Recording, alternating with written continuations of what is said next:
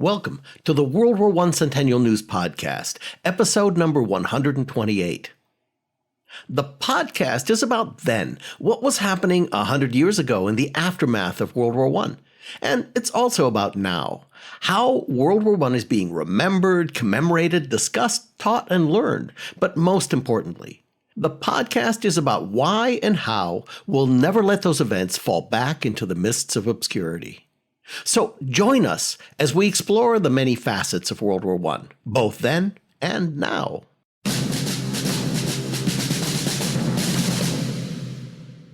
As we come up on the centennial of one of the most significant and consequential events of World War I, we've put together this special edition of World War I Centennial News.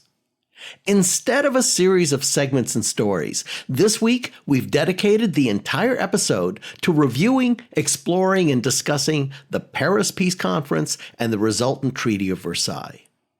To do this, we've gathered a special group of experts, noted historians, authors, and to represent the listeners, a citizen historian, to explore this very significant process and treaty. What happened? Why? Is what we learned in school what happened 100 years ago? And what are some of the consequences? It's going to be a very informative experience this week on World War I Centennial News, the Doughboy Podcast, brought to you by the U.S. World War I Centennial Commission, the Pritzker Military Museum and Library, the Starr Foundation, and the Doughboy Foundation. I'm Theo, the Chief Technologist for the Commission and your host. Welcome to our Treaty of Versailles special.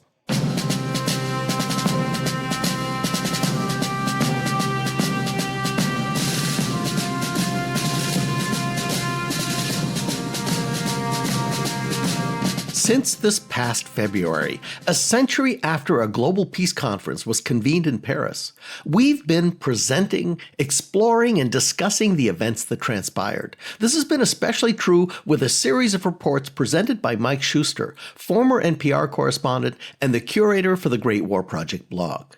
Mike's exploration of these past weeks has been fascinating, horrifying, confusing, and generally pretty amazing. His reports have inspired us to put together today's show, to explore, summarize, and maybe clarify what happened 100 years ago. As the host of this show, and not a historian, just a guy who's had the privilege of exploring World War I with some of the smartest subject matter experts in the world for a nonstop 127 weeks, seeing the process of making peace has been more befuddling than following the process of making war. Granted, the war was total madness and insanity, but inconceivable to me, the process of making peace seems even stranger. So let me set this up.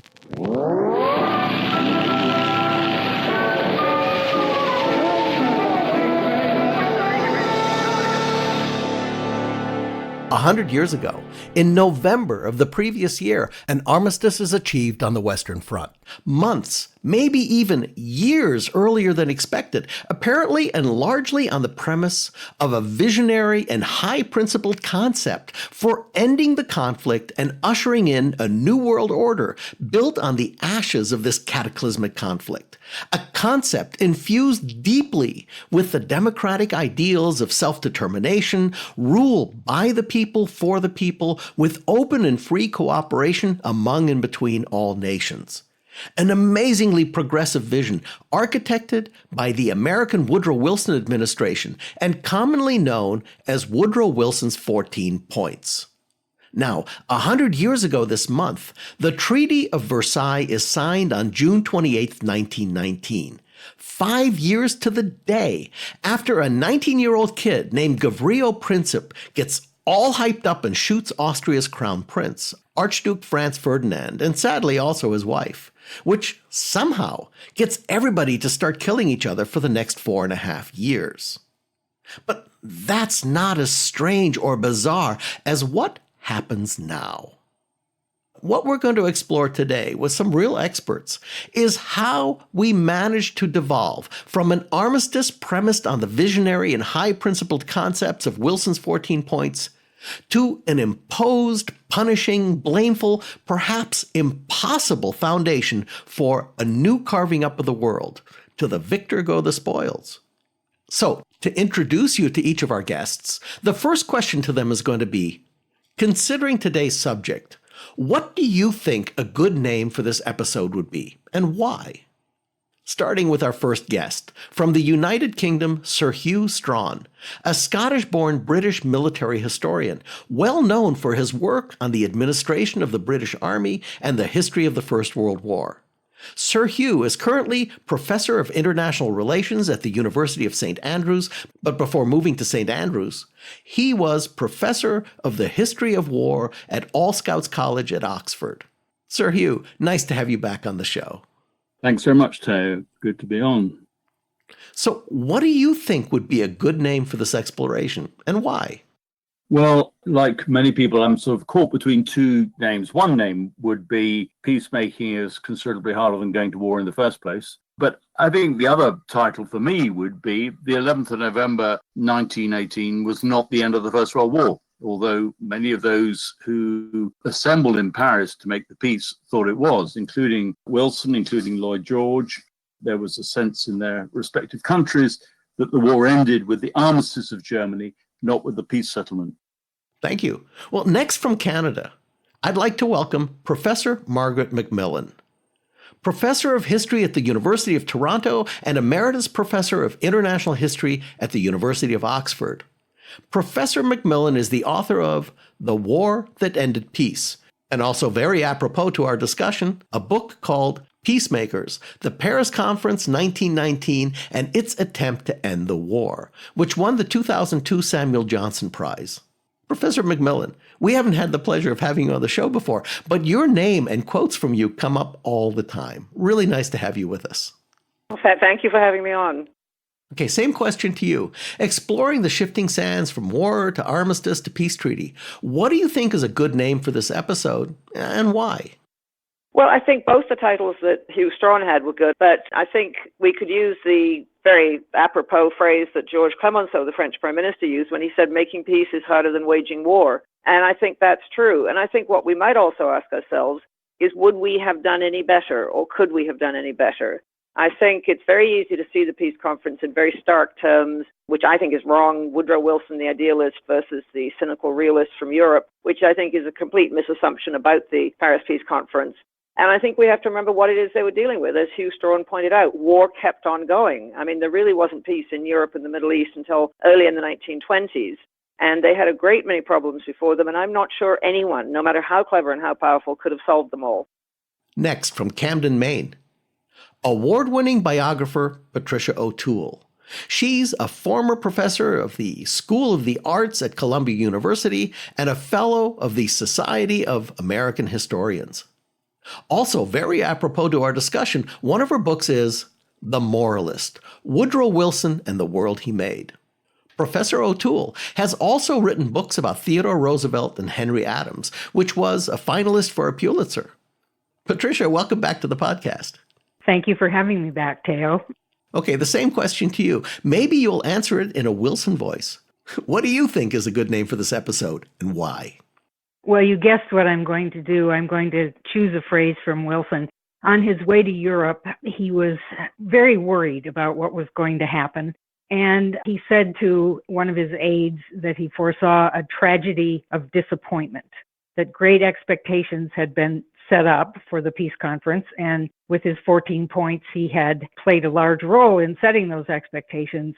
And he was wondering whether they could measure up to what the world was now seeming to want from the peace conference. We have two more guests for this wonderful gathering. From Arlington, Virginia, author and U.S. Army veteran Garret Peck, whose seventh book is The Great War in America, World War I and Its Aftermath. Garret, welcome to the podcast. Thank you, Theo. Okay, Garret, exploring the devolution of ideals at the Paris Peace Conference. What do you think is a good name for the episode, and why? I thought of a couple of different ideas around what we might actually call this podcast. To Margaret's point here about how people view the peace, especially the peace process, John Maynard Keynes referred to this as a Carthaginian peace. He was very adamantly opposed to the end peace treaty. And that might be a little bit harsh, but ultimately I do look upon the peace as being something that leads to the next war. The fact that it didn't resolve the issues that it was supposed to be resolved. And, 20 years later, boom, we get the next war.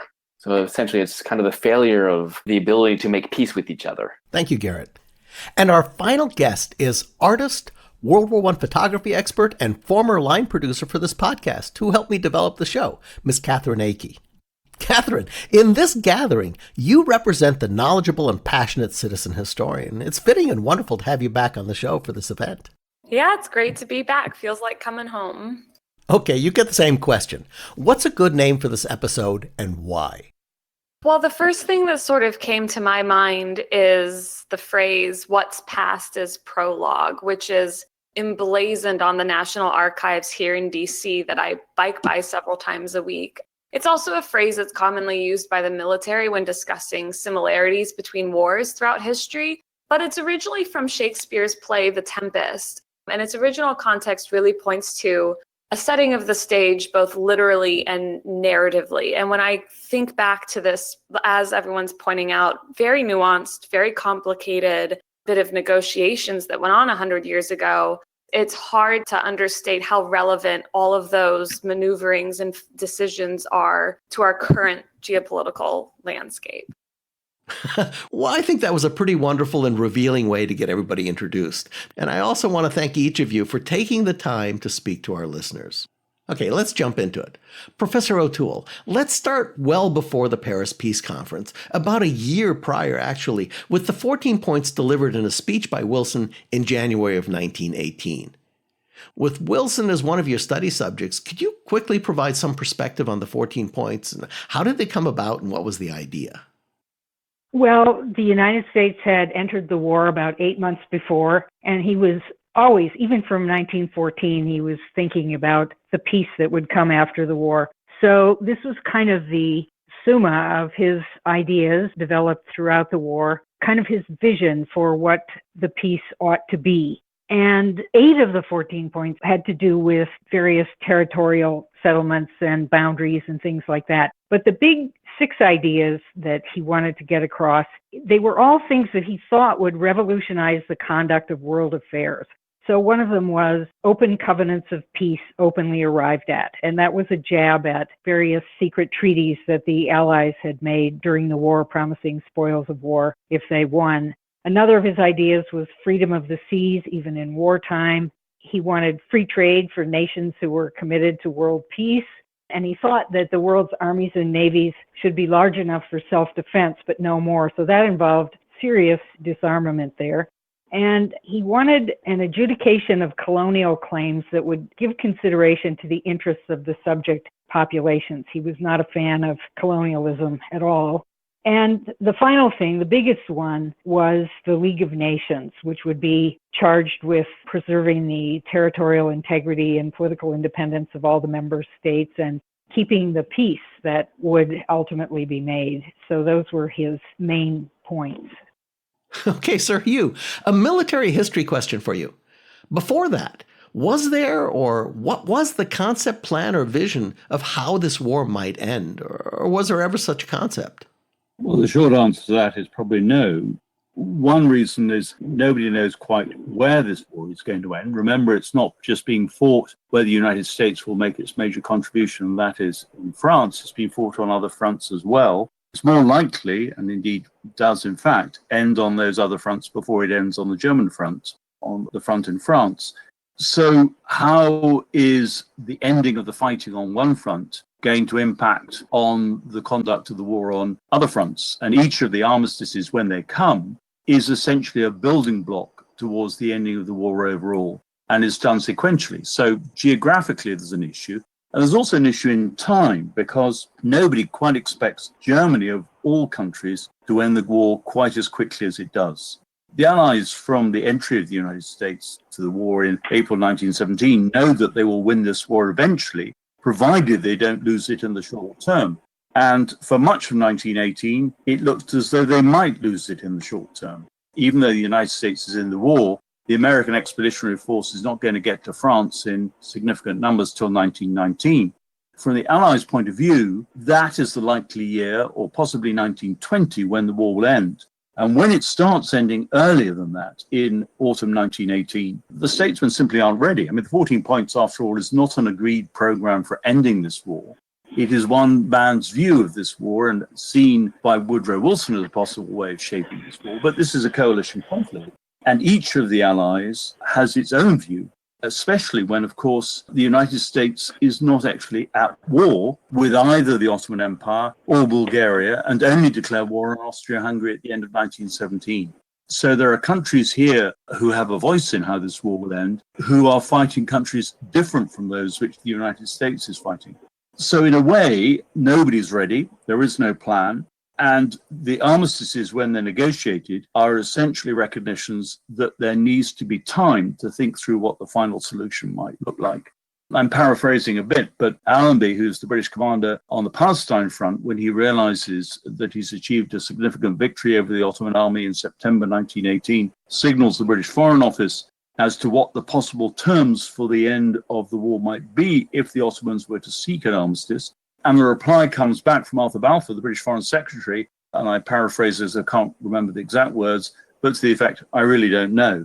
And this is only a month away, of course, from the time when the Ottomans will seek an armistice.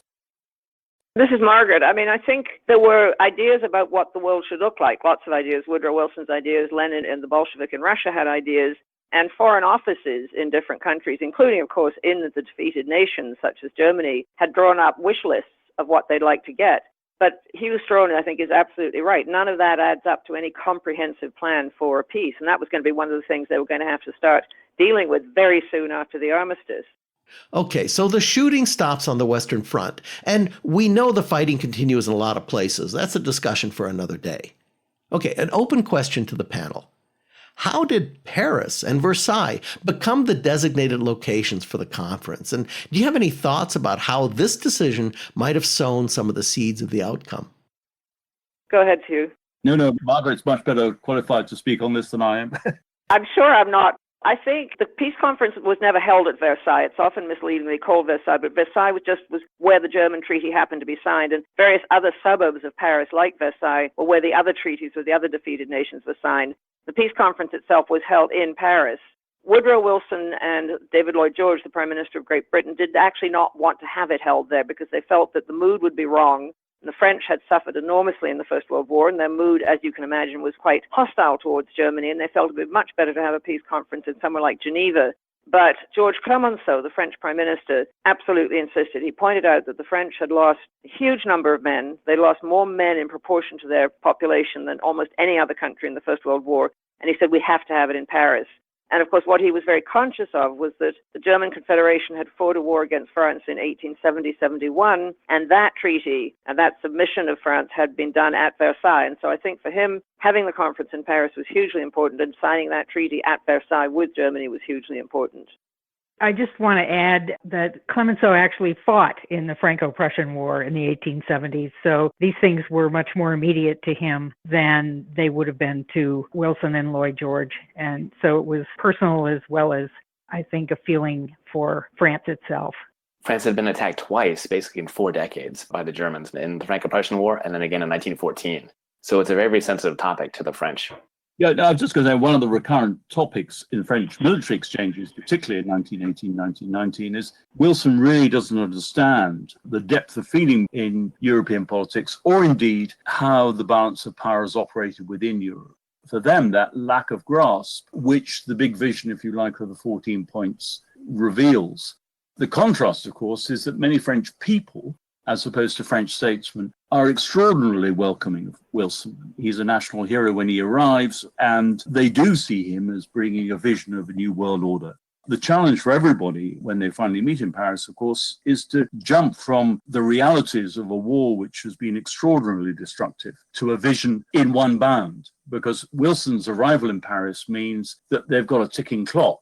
They can't have a protracted negotiation because the president can't be away from Washington too long. And as well as the location, it seems to me very important that the president decides to be there himself, rather than, say, entrust the negotiations to Colonel House or to somebody else and to have emerged later, because the result is that the time frame, particularly for the peace treaty with Germany, is just far too tight. Garrett, your book is a good wide view of the U.S. in World War I. From your context, Wilson decided that he will personally lead the U.S. delegation in Paris. And in the preface of your book, you ask the interesting question, how different might things have been if Wilson had delegated the Paris peace negotiations? Could you expand on that? Sure. Wilson believes that he has to be the one who has to negotiate this into the peace treaty itself. I view this in many ways as kind of hubris, this belief that only he can actually negotiate this. He doesn't particularly get along with his Secretary of State, Robert Lansing, and therefore when he goes to Paris, it's Wilson himself who de facto is serving as his own Secretary of State. And the negotiations themselves are not really his strongest point. He's only served as an executive, but he's never ever been part of a parliamentary government. He's never served in the legislature. So the whole sausage making around how you negotiate over whether it's a law or a peace treaty isn't necessarily his strongest point. I just want to add to what Garrett said about negotiation not being his strongest point. I would say it was his weakest point. He detested negotiation. He always had. He thought that if you were a real statesman, you would maybe get advice when you had a big challenge, and then you would think your way through to the best solution, and then you would sell it to Congress or whoever you had to sell it to with a very powerful speech. And he had succeeded as president for the first 6 years with that strategy on the domestic front. And I think he thought he could do that in Paris as well. He didn't like negotiation because negotiation involved compromise, and therefore, in his mind, you would end up with something that was less than ideal. He also, as a negotiator, it's kind of a fundamental. When you're 6 years old and your mother says you have to help with the dishes, your next thought is, what can I get for doing this? Like, can I go to the movies after we're done with the dishes? And Wilson, in a negotiation, France or Britain would say they wanted X, and he would say, well, no, you can't have X, that's egregious. And he would say again that they couldn't have it, and they would say again that they were going to have it, and finally he would just capitulate. So he never did the thing of saying, well, if you're going to have X, then you have to give up Y. So he put the United States at a terrible disadvantage by not entrusting the negotiations to someone else. To add to that point there, for one, it's actually not the job of the president to negotiate peace treaties. There's actually a whole State Department that does this actually for the president, or sometimes the U.S. Trade Representative and so on.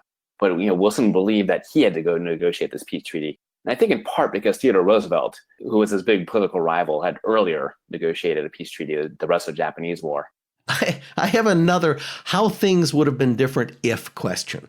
The Germans were explicitly excluded from participating in the conference. First of all, why was that? And in hindsight, was that a good idea? Well, that wasn't the intention. What the Allies thought they would do is meet in Paris in January for about a month and hammer out the terms that they would agree on. And then they'd present those terms to Germany, and they thought they'd sit down and have a full-scale negotiation with Germany and the other defeated nations. That is how other peace treaties had been negotiated. And the model they had in mind, I think, above all, was the Congress of Vienna, which in 1814 and 1815 ended the Napoleonic Wars. And that was a negotiation between the two different sides. And what happened is it took them so long to agree on the peace terms to be offered to Germany. It was very, very difficult. There were a great many fights. Italy walked out at one point. The Japanese threatened to walk out. The Belgians threatened to walk out. And the Chinese eventually did walk out. At least they refused to sign the peace treaty because they didn't like some of its provisions. And so by the time they'd actually got all the articles of the treaty agreed upon, they thought, we cannot reopen all this again and negotiate with Germany because we may not be able to get any sort of agreement at all. The agreement was so fragile that they didn't dare open it again. And this was something, of course, the Germans came to resent bitterly. They felt the treaty was a dictated one. They called it a diktat. They felt they hadn't been able to negotiate. And when they eventually came to Paris, they did have all sorts of crates of material they'd been preparing. And they found that they simply were told, here are the terms, take it or leave it. You can raise any objections in writing. You have 2 weeks to do it. The problem really, I think, was that this was not intended. It was just something that happened. The peace conference slipped almost imperceptibly from a preliminary peace conference, which is what it was called in January 1919, into the real thing. Okay, let's consider that part one. We've presented a vision for a peace. We've stopped the shooting on the Western Front based in part on that vision. We've picked a place to work out a post-war world, and the delegations are coming to Paris to do that. That's a good setup. Katherine, as the representative for the listeners, what have we learned? Any thoughts so far? Well, two things stand out to me as really, really important to how this ends up playing out, and that's personality and home politics. The elections that go on in the US and in the UK leading up to the treaty and the negotiations. And then the personalities, like we're discussing Wilson and his strengths and weaknesses and his egos and concerns, and Clemenceau's past and the sort of collective memory of the Franco-Prussian War for the French. It's a little disappointing, I suppose. You don't want to be cynical about geopolitical negotiations, but personality has so much to do with how they work out. And I think that that's a really interesting and hugely important part of how this all ends up getting resolved. Okay, let's dive into part two.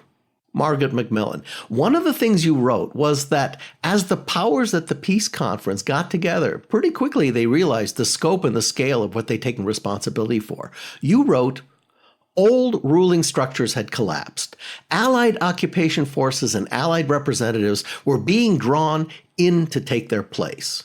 There was little choice. If they didn't do it, no one would, or worse, revolutionaries might.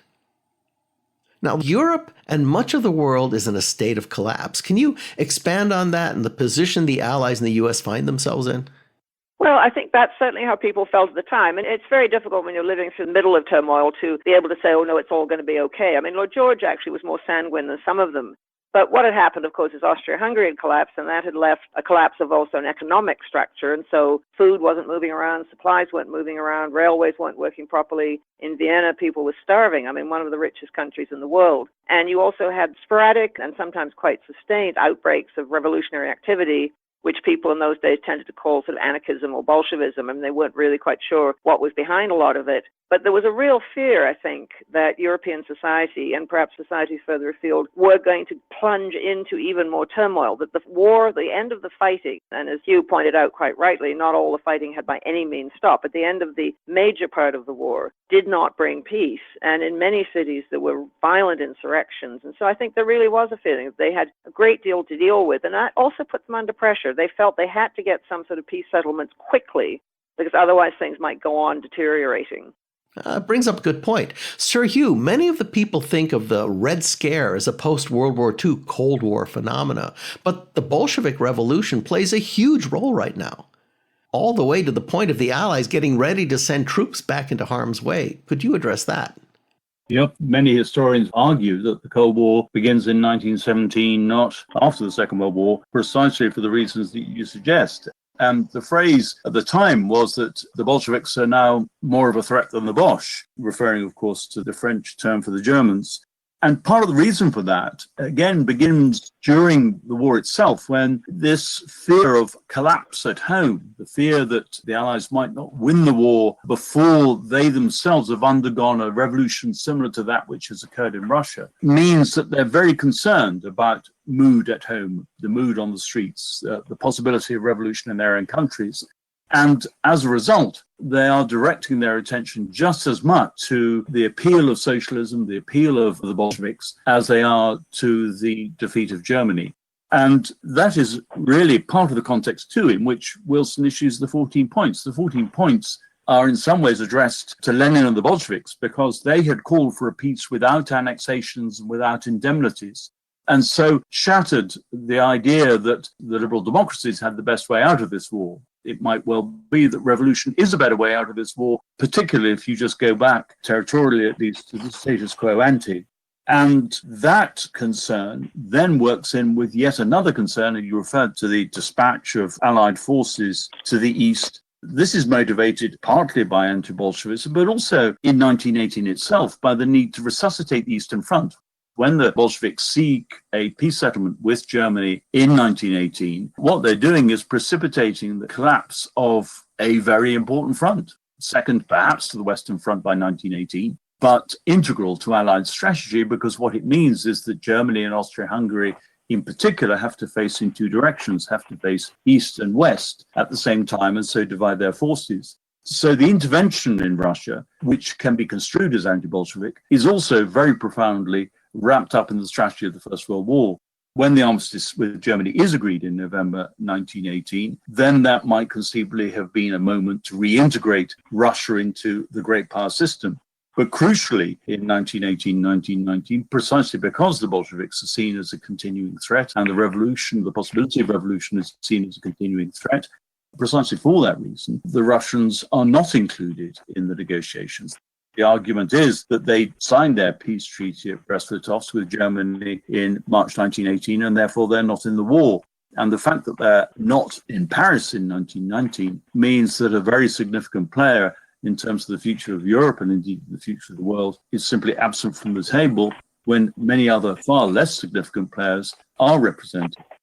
Patricia O'toole, in the midterm elections of 1918, Wilson's Democratic Party loses both the House and the Senate, who then insist that Wilson include them in the delegation to Paris. But he decides not to do that, and he virtually excludes the new party in power. What explains that, and how big of a mistake was that? It was a fatal mistake. It basically set up the Senate's failure to ratify the treaty.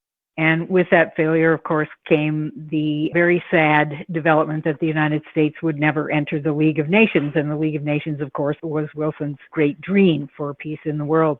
One of the things that was on his mind was this was his ace. He thought that he would succeed. He thought that the noise that the Republicans in the Senate were making and their unhappiness about his exclusion of them, he thought that would just disappear once they saw the treaty. And the reason he thought that, the principal reason, is that the Senate had never failed to ratify a peace treaty. So he thought that, okay, they can go ahead and let off steam and talk all they want, but in the end, they're going to ratify the treaty. It was unthinkable to him that they wouldn't. So this was a terrible decision on Wilson's part. Patricia mentioned Wilson's 14th point, a global organization that would stand above all national governments in international affairs, which could arbitrate and mitigate international conflicts, a League of Nations. And Wilson's vision was that it be integrated into the peace treaty as a core component. Once again, around the table. Good idea, bad idea, and why? I think ultimately it was a bad idea. In fact, just given the political considerations within the United States, the Republicans told him from the outset, you need to keep these two issues separate. We'll have two different treaties, one for the League of Nations and the other for the peace. I think I'd agree with that. I think the peace treaty is complicated enough without throwing League of Nations into the mix. And of course, if you take the 1945-46 parallel, the establishment of the United Nations is not part of the terms imposed on Germany. So one thing at a time probably would have been a better way to go. On the other hand, the League of Nations has enormous purchase in the thinking about how the world will be organized, both then and, of course, in its resuscitated form after 1945. And many US presidents have remained essentially exponents of that aspect of the Wilsonian vision. Yes, I agree. And of course, it was a further reason for Germany to hate the treaty. I mean, they hated it anyway, but they were asked to sign a treaty setting up an organization which they weren't initially allowed to join. Another one of the 14 points that causes huge conflict. The idea of self-rule by a people of a region. A lot of people took this seriously, to great consternation, frustration, and pain, like Korea, who believed that this was an idea whose time had come, only to be brutally disabused of that idea by the ruling Japanese. Was the existing power structure just unprepared for this idea to become real? Professor MacMillan. Well, the trouble with the idea is it wasn't very clear what Wilson meant. No, people were used to the idea that peoples declaring themselves to be nations would try and push for independent states and a clearly defined piece of territory. But what Wilson seems to have meant was people having a right to govern themselves. And he didn't believe that necessarily meant independence. When Irish nationalists tried to come and see him to ask for independence for Ireland, to ask him to support it, he said no. He said, you have democratic government, you already have self-government. I would just add that this just throws fuel on the fire in terms of the opportunities which the breakup of 3-4 major empires, the Ottoman, the Austro-Hungarian, the Russian and the German, the opportunity for, in inverted commas, national self-determination to be implemented is great as a result of that collapse. And yet, of course, the demarcation lines for these new states, if they are to be created as states, are simply not there. And that's a principal reason why the fighting continues at least till 1923 and makes the whole business of making peace so hard to achieve. Open treaties and territory, another one of the 14 points. No secret deals, but a whole bunch of secret deals were made between and among the Allied nations in picking sides in the conflict. The Italians ultimately walked out over this, and the New World Order devolves into a giant argument about how to slice up the New World among the victor nations. Who'd like to address that? Well, I think Wilson couldn't expect to make peace entirely on his own terms. I think there was a certain amount of resentment, understandable perhaps among the Allies, that he had gone ahead and brokered an armistice with Germany on the basis of 14 points without really consulting the rest of them. I mean, he very consciously said the United States was an associate, not an ally. But his vision was, although shared by, I think, a lot of the Europeans, was not the only set of considerations that were there. I mean, the French badly needed security. You can understand why they were thinking about it. The British wanted to protect their empire. And so different nations had different interests. Okay, Professor O'Toole, could you talk to us about what's happening to Wilson personally during all this? Wilson heads out to Europe to lead this himself, and I'm sure that he had a personal self-image of being the global peacemaker. And now we get into the nitty-gritty. It's all getting pretty ugly. So what's happening to Wilson the man? I read with great attention. It was like reading a really good thriller, the minutes of the Council of Four, their deliberations. And after having read other accounts about how badly he fared with Clemenceau and Lloyd George in particular, I was expecting to find him much more passive than he was. But he argued with great force and with great intelligence, but he just didn't know how to prevail when other people stood their ground. And it's taking a huge physical toll on him. There's a moment in April where he's sick for a few days, and it's kind of presented as it might be pneumonia, it might be the flu. And then there's quite a bit of thought. There was gossip at the time from insiders that he had actually suffered a small stroke. So it's very, very hard on him. As the conference went on, he looked increasingly gaunt and not at the top of his game, and he wasn't. We've gone through nearly 5 months of contentious, difficult, a compromising process resulting in a draft structure for a League of Nations, a barely disguised neo-colonialism carving up of the spoils of collapsed empires, and a really punitive treaty that blames and punishes Germany in really harsh terms, so harsh that even some of the Allies are squeamish about it. How does this line up with your vision of what happened in Paris? Sir Hew? The 4 months, 5 months, 6 months that is required to put the peace treaty together, and we've referred to this already, is so short that not until you have the final deal, if you like, are people fully aware of the impact of the content. And yet there is no time or no opportunity to go back and renegotiate that, to tone it down, to rethink issues. And as a result, when the deal is put to the Germans, there is a not unreasonable expectation they will turn around and say, no, they will not accept these terms, despite the fact that they're being given no other option. In other words, the armistice will be what the armistice says it is, simply a temporary halt in the fighting while a negotiation takes place. And if the negotiation fails, then the war will be resumed. And I think that sort of conditionality of the whole process continues beyond June 1919, not least because of the realization that it's not a deal that the Germans can readily accept. And that in itself undermines the capacity of the peacemakers to enforce the peace treaty when it is challenged. I don't see any inevitability between 1919 and 1939. What I do see is disagreement among allies as to how the treaty should be enforced. And that in itself is a principal reason for its failure. Okay, a final question around the table. As we look at the key lessons that we can take away from this, as people and as a world, what would you put at the top of the list for us to remember?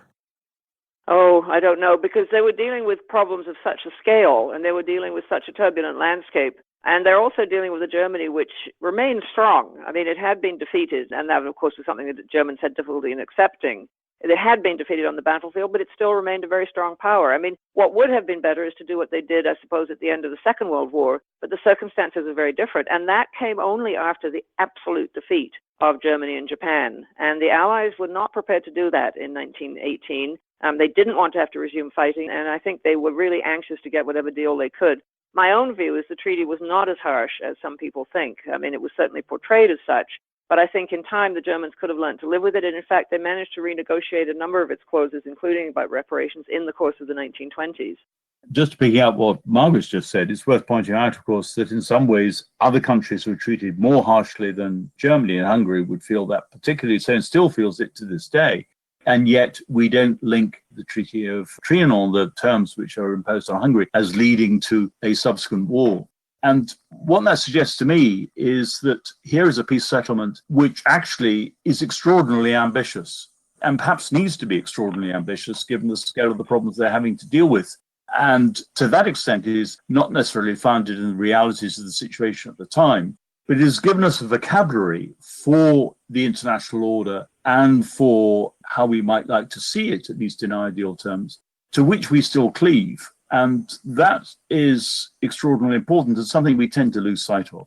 Whatever Wilson did wrong, he also managed to establish ideas about the transfer of America's manifest destiny to the rest of the world, which still shape the international order, and to which other countries are still prepared at least to pay lip service and to give some support.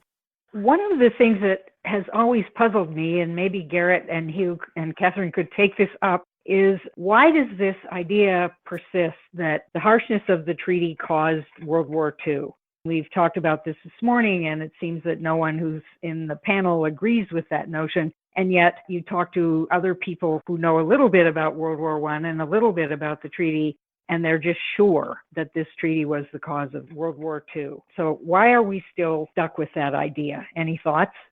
I do think that the treaty, at least from my point of view, did lead to World War II, especially given how Germany was treated at the peace table. Part of that is the expectations that they have around the 14 points.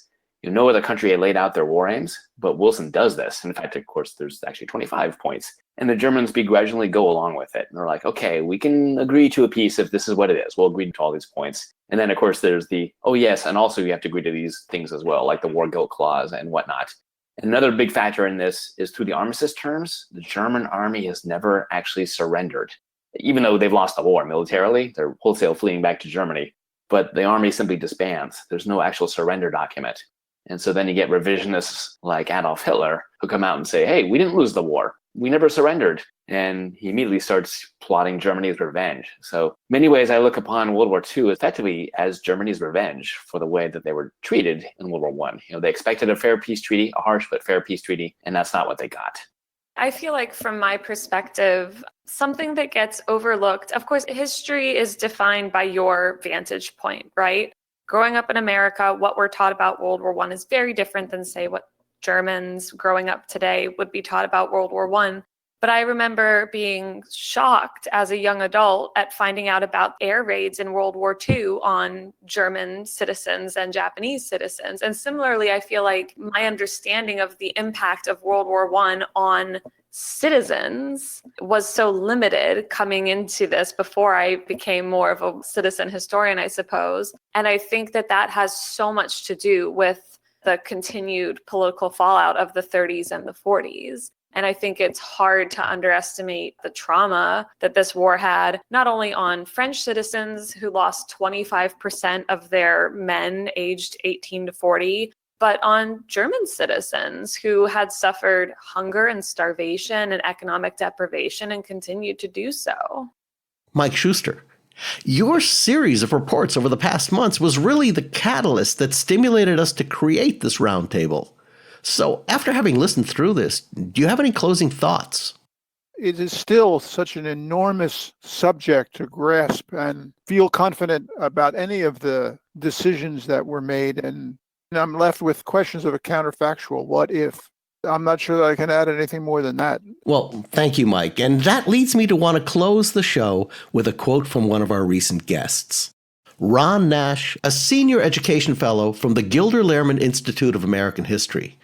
In our interview with us, he said, quote, "When we talk about history, the root word of history is historia, which is inquiry. I think that not enough people understand that history is not just studying some information about the past, but it's a constant asking of questions that lead to possible answers, and then reframing those questions and more answers." Unquote. It's in this spirit that we convene this roundtable, and I want to thank everybody who so generously took their time to join us in our asking of questions, exploring possible answers, and causing us all to reframe the questions for a complex but important subject. On behalf of our listeners, our sponsors, the U.S. World War I Centennial Commission, the Pritzker Military Museum and Library, the Starr Foundation, and the Doughboy Foundation, thank you. We were joined today by military historian Sir Hew Strachan, Professor of International History Margaret MacMillan, Woodrow Wilson biographer Professor Patricia O'toole, American history author Garret Peck, citizen historian and artist Katherine Akey, and former NPR correspondent and World War I blogger Mike Shuster. Thank you to the production team, Katz Laszlo, the line producer for the show, Mac Nelson and Tim Crow, our interview editing team, Dave Kramer, researcher and writer, J.L. Michaud, research assistant and web support, and I'm Theo Mayer, your producer and host.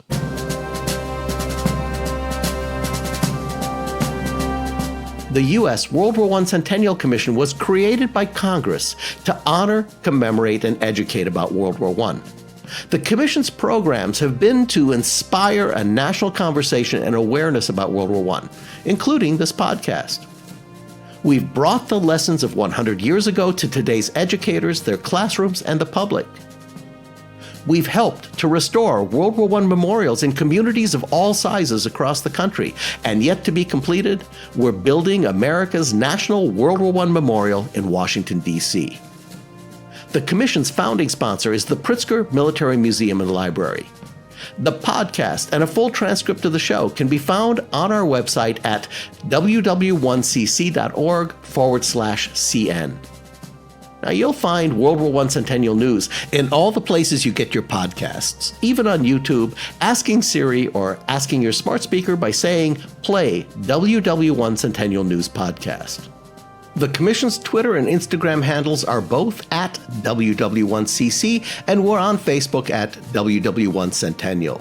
Thank you for joining us. And in closing, we'd like to ask you for your help in keeping the story alive for America by helping us build the World War I Memorial in Washington, D.C. You can do that by texting the letters WWI or WW1 to the phone number 91999. You can make a contribution of any size. Thank you. There'll come a time, now don't forget it, there'll come a time when you regret it. Oh, babe, think what you're doing. You know my love for you will drive me to ruin. After you've gone away. Thank you for joining us today. So long.